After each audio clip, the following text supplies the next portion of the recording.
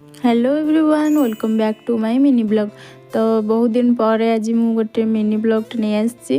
तो सकाल सकाल ये मोर भाईर दांत देखी हसुली तार दांत भांगी जाइए।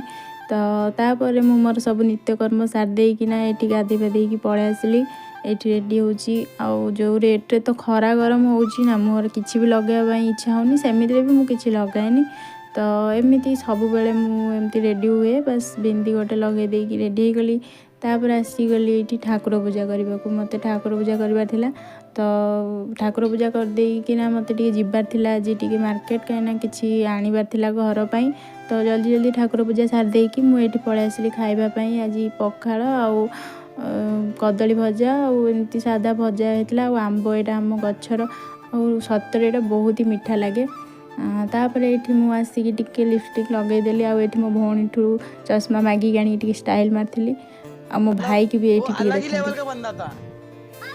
तापर आम ये भाई भौणी मिसिकी बाहरी पड़लु। मुझेतु गाड़ी चलाऊली मो भौणी ये कौन वीडियो बनई। तो तापर ये मो भाईर किसी टी सार्ट नबार थिला खरा दिन जेहेतु से पिंधिबो ताकू नहीं आसला। एठी मुझे कौन हो गरीब वाला हरकत कर मुझे भी जानी। देन आम ये पलि आसलु टे रिलायंस मार्ट आमको किसी घर ग्रोसरी नबार थिला जेहेतु। तो ये आसी सारा पर आमको जहाँ जहाँ कहला आम सब ये नहीं गलु। नहीं सारा पर आम आसीचु जो बाहर को गुपचुप न खाइले केमती हम से खरा हो वर्षा हो जहाँ भी हो।